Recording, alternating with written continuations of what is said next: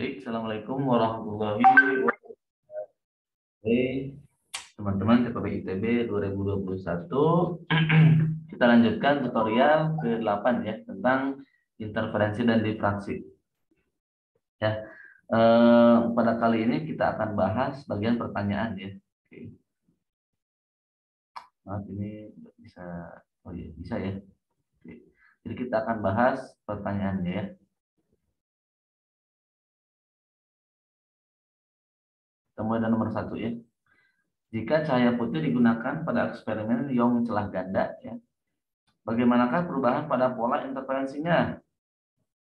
Dan jika eksperimen dilakukan dalam air dengan menggunakan cahaya monokromatik, bagaimana efeknya terhadap pola interferensi yang terbentuk? Nah, jadi saya bahasnya di ini ya, di papan tulis saja ya.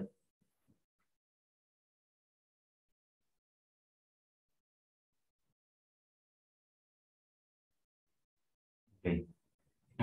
Tutorial, sorry, harus dihapus dulu.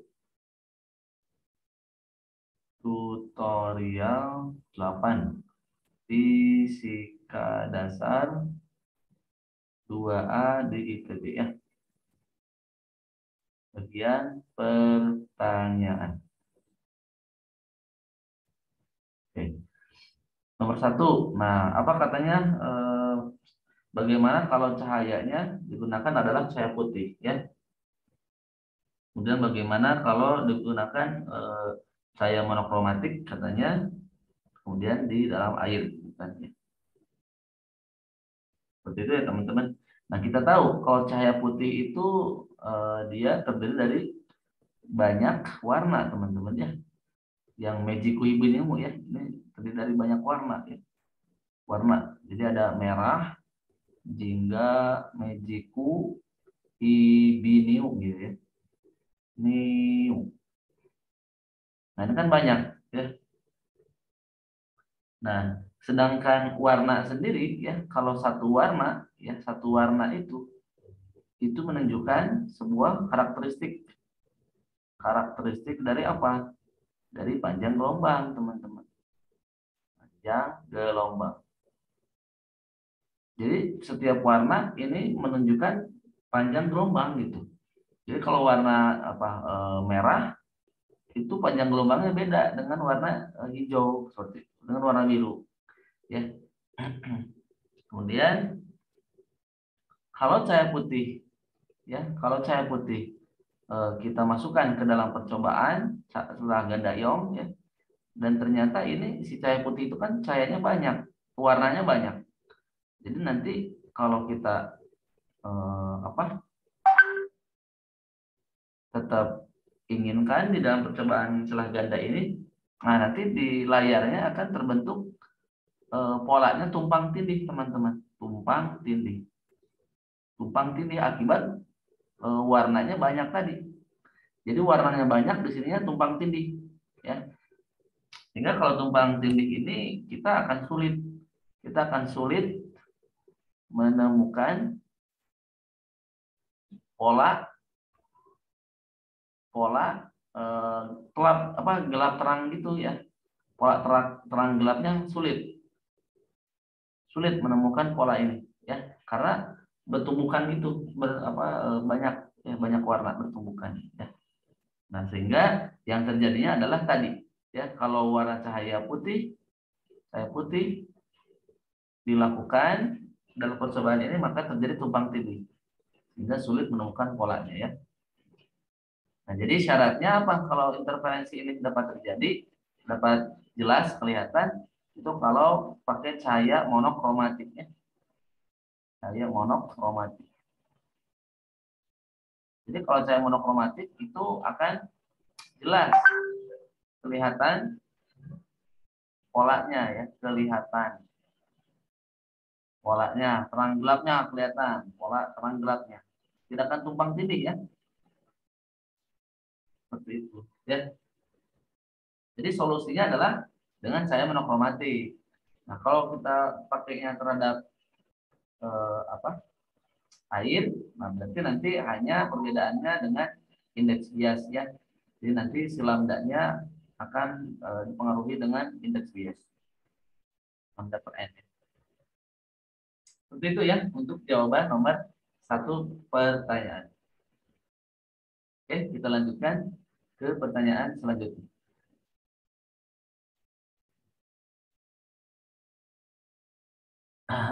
Sebentar, kita cari dulu soalnya. Nah, jelaskan perubahan panjang nih. Jelaskan perubahan lebar pada tang pusat dari pola pusat, pola difraksi, celah tunggal, dan perubahan lebar celah yang makin sempit. Sementara itu, sebuah laser dengan berkaca yang besarnya, lebarnya beberapa milimeter, dan jas homogen dikenakan pada selai rambut dan direntangkan vertikal di bagian depan laser sehingga melintasi pancaran laser. Bagaimana pola difraksi yang terbentuk pada layar yang jauh terkait dengan celah vertikal yang lebarnya sama dengan lebar rambut? Bagaimana cara menentukan lebar rambut yang dari pengukuran pola difraksi tersebut? Oke, jadi ini tentang difraksi ya, pola difraksi. Bagaimana katanya perubahan lebarnya kalau dengan lebar celahnya semakin sempit. Kemudian sementara nanti perhitungan lebar rambut ya dari pola difraksi itu bagaimana katanya. Nah, kita tuliskan lagi ya di papan tulis. Ini udah kita hapus ya, sekarang nomor 2 ya. Nah, kalau rambutnya bagus ya itu dinamakan fine hair. Jadi fine hair ini kondisi rambut yang ukuran diameternya sangat kecil ya. Jadi ukuran diameternya kecil dibanding yang kecil dibanding diameter normal ya, diameternya kecil. Jadi cocoklah untuk sebagai percobaan kisi difraksi ya. Seperti itu ya. Nah, ini akan nanti menghalangi cahaya dan proses. Jadi ini akan menghalangi cahaya ya. Sehingga cahayanya akan berdifraksi ya, akan ini kan seperti ini. Jadi cahaya ini ada lebar W ya. Jadi si cahaya yang masuk nanti seolah-olah ditutupi, tapi dengan yang ala lebar W ini nanti dia akan terbentuk polanya di sini ya, pola garis terang gelap. Ini terang pusat di tengah-tengah ya, dan sebagainya, terang gelap terang dan sebagainya. Nah, sehingga akan terbentuk kisi difraksi. Jadi terbentuk kisi difraksi ya, dan dengan jaraknya L ya, kisi difraksi jaraknya L, jarak L dari layar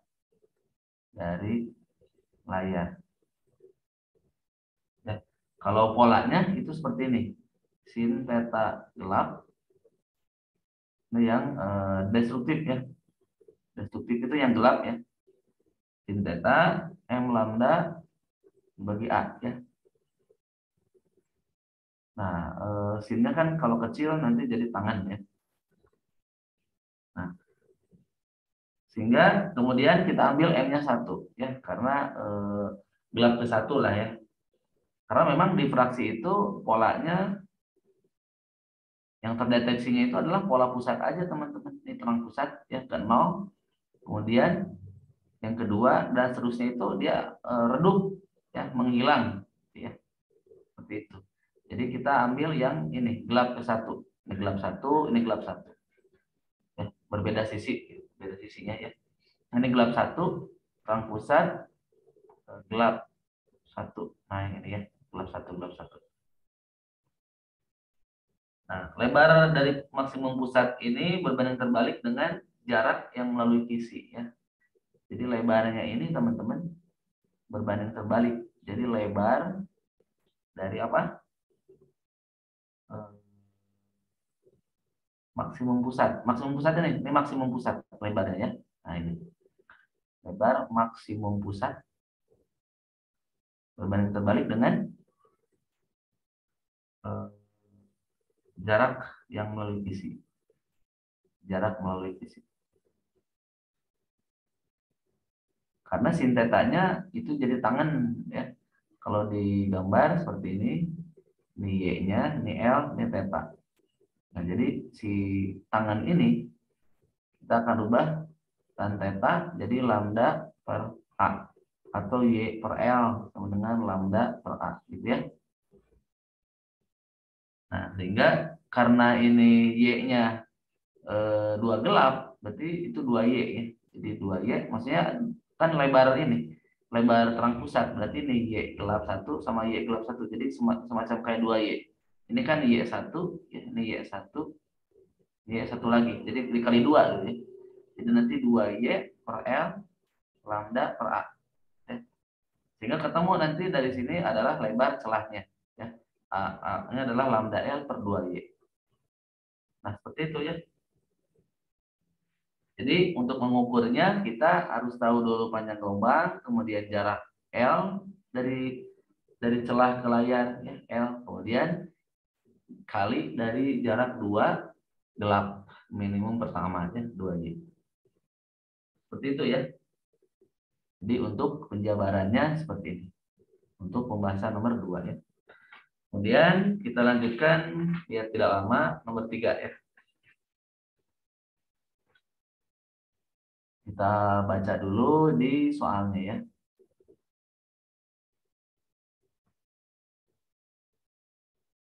Oke, jika kita asumsikan kedua lampu mobil headlight sebagai sumber titik, maka berapakah kira-kira jarak maksimum dari seorang pengamat terhadap mobil agar kedua lampu dapat dibedakan satu sama lain? Oke, jadi ceritanya lampu ini kita anggap sebagai dua sumber titik ya, dan harus dibedakan. Oke, nomor 3. Nah, jika lampu ini ya lampu dalam mobil gitu. Nah, lampu mobil ini ya jika didekatkan itu tidak ada efek interferensi ternyata ya. Tidak ada efek interferensi. Kenapa teman-teman? Karena gelombang-gelombang cahaya dari satu lampu dipancarkan secara independen. Jadi ini dia apa? Nah seperti ini. Jadi lampu-lampunya ini saling tumpang tindih teman-teman ya, dan tidak memiliki hubungan fase yang konstan. Jadi tidak memiliki hubungan fase yang konstan. Hubungan fase yang konstan. Tiap waktu ya, tiap waktu. Tiap waktu.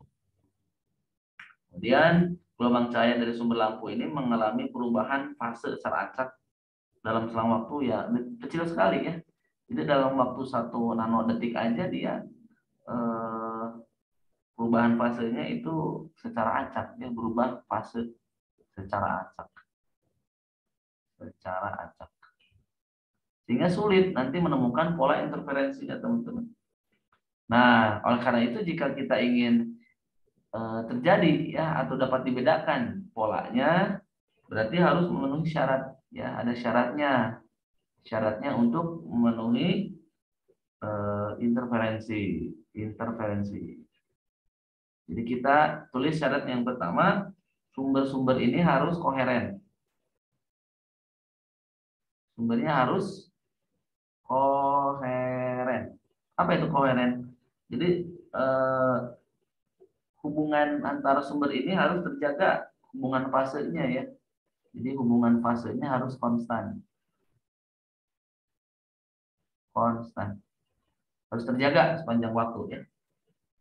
Tetaplah ya fasenya. Yang syarat yang terakhir yang kedua harus monokromatis pastinya ya. Si sumber cahaya tadi. Jadi kalau cahayanya warna putih gitu nggak bisa tumpang titik ya. Jadi ini harus panjang yang tunggal, lambdanya tunggal. Sehingga kalau untuk celah ganda kita dapatkan ya setelah melalui penurunan ada di buku ya teman-teman, silakan dicek. Ini seperti ini psi per 2pi, sehingga psi-nya adalah 2pi per lambda delta dengan 2pi per lambda D sin theta. Delta itu beda lintasan ya. Ini beda lintasan.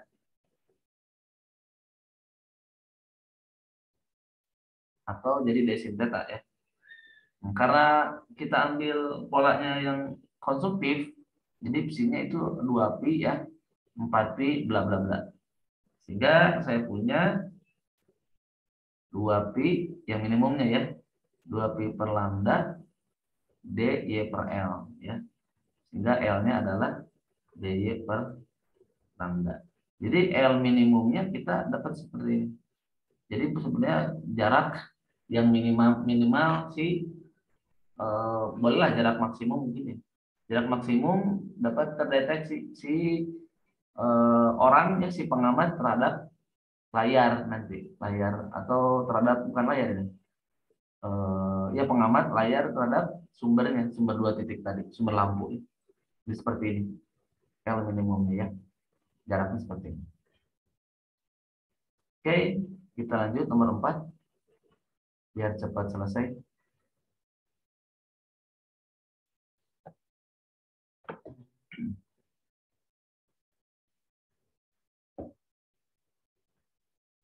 Pantulan cahaya putih digunakan untuk mengamati lapisan tipis transparan pada sebelah kaca yang diperoleh dengan cara deposisi vakum. Jelaskan perubahan warna yang mungkin terjadi selama proses penumbuhan lapisan tipis. Oke. Nah, untuk nomor 4, nah kita asumsikan lapisan adalah intermediate ya atau menengah ya. Kita hapus nomor 4. Nah, asumsikan lapisan ini intermediate ya nilainya. Jadi nggak besar, nggak kecil ya. Nah, hujan di luar hujannya. Dalam indeks biasnya ya, dalam indeks biasnya. Hujannya besar banget. Antara vakum dan gelas ya, antara vakum dan gelas.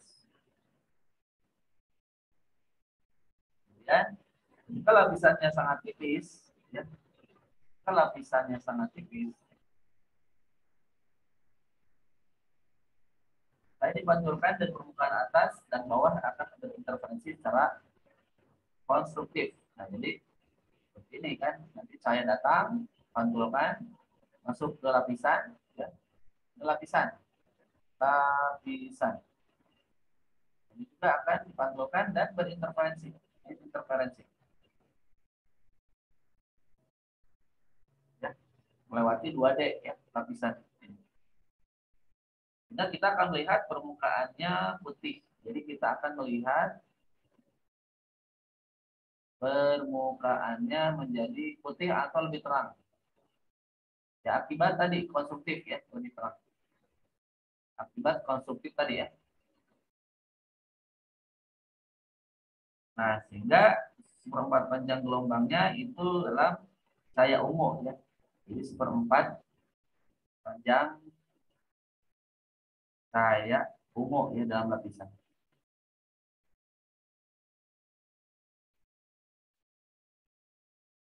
Dalam lapisan ya. Kemudian interferensi destruktif untuk ungu ini membuat permukaannya terlihat merah atau mungkin oranye. Jadi interferensi yang melemahkan atau destruktifnya ya, gelapnya ya, ini polanya menjadi merah ya, merah atau ungu. Jadi tidak gelap gitu. Jadi ada warna merah atau ungu. Kemudian interferensi secara destruktifnya juga warnanya menjadi biru. Jadi nanti ada lagi biru, apalagi hijau, kuning, oranye. Hijau, kuning, oranye, ya, dan merah, membuat permukaannya terlihat merah dan merah. Membuat permukaan terlihat apa teman-teman? Terlihat merah, ungu, dan biru. Merah, ungu, kemudian biru. Biru. Ya. Nah, karena lapisan menjadi lebih tebal, kita mendapatkan interpretasi konsumtif untuk ungu dan warna lainnya dalam susunan spektrum. Nah, jadi kita akan melihat dalam spektrum, ya, karena lapisannya spektrum, karena lapisannya menjadi tebal, lapisannya tebal, tebal. Jadi nanti ada urutan garis-garis atau warna-warna, ya. Kemudian masih tebal ini memberikan interferensi konsumtifnya dan destruktif untuk beberapa panjang gelombang cahaya yang tampak. Jadi ini spektrum ini dalam cahaya tampak, tentunya. Sehingga dipantulkan, sehingga dipantulkan.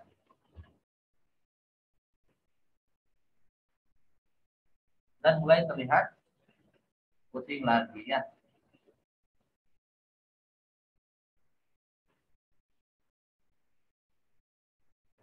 Jadi ini referensinya di beberapa buku, ya, di beberapa buku sumber fisika dasar ataupun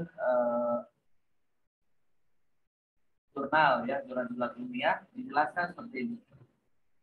Ini kebetulan soalnya lebih saintifis, ya, pembacaan hasil karya. Jadi pernah dilakukan percobaan. Oke, soal terakhir nomor 5, ya. Kita baca dulu. Tulisannya makin jelas. Gambar berikut memperlihatkan rinci terang yang berada dalam amplop utama kalibrasi pada dua celah dengan panjang gelombang yang sama. Apakah lebar celah A, B jarak antar D, rasio DA per A lebih kecil atau lebih besar atau sama dengan eksperimen A, ya.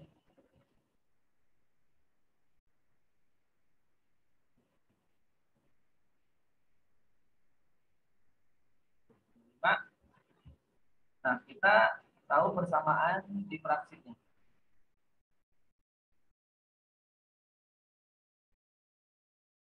untuk pola apa? Pola gelap. Jadi A sin theta sama dengan M lambda atau A sin theta nomor A M per lambda. Nah, A dikali P per lambda sama dengan 12. Nah, ini nanti teman-teman dicek, ada rumus seperti ini di buku, ya. Nah, M-nya itu kan garisnya total A dan B itu 12 garis gelapnya, ya. Sorry, 24. 24 teman-teman bagi 2 aja, ya. 24 bagi 2 jadi 12. Ya, jadi garis gelap. Ini garis gelap. Kenapa dibagi 2? Karena ini kan kita ambil salah satu sisi. Jadi kan kalau di fraksi itu kan ada dua sisi, kan. Ini sisi sebelah sini, sisi kanan sama sisi kiri. Ya, jadi kita bagi 2, ya.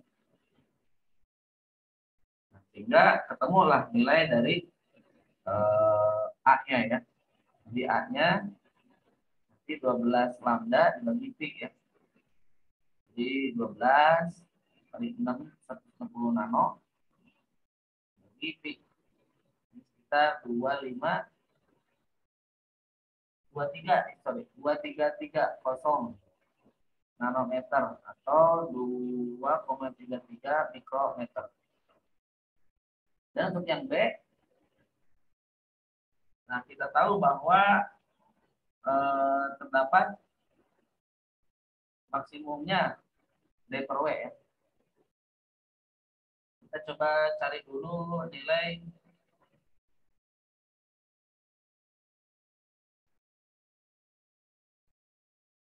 D per W-nya, ya. D per W. Nah, ini maksimum yang hilang. Nah, kita tahu bahwa kalau ada di sini ada berapa tadi?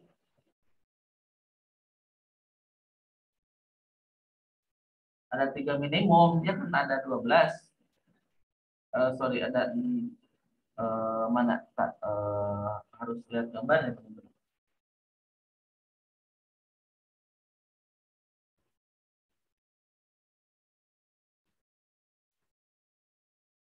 Nah, jadi ada 3 minimum kalau kita lihat di gambar ya. Di sebelah kiri, di sebelah sisinya. 3 minimum berarti kalau maksimumnya ada dua maksimum. Jadi maksimum yang hilangnya itu yang ketiga, berarti yang ketiga yang hilang. Maksimum hilang.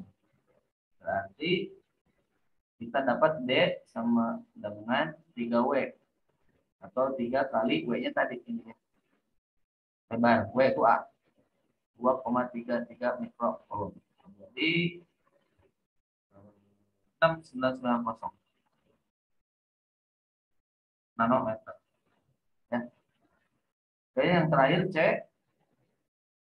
untuk yang A ya.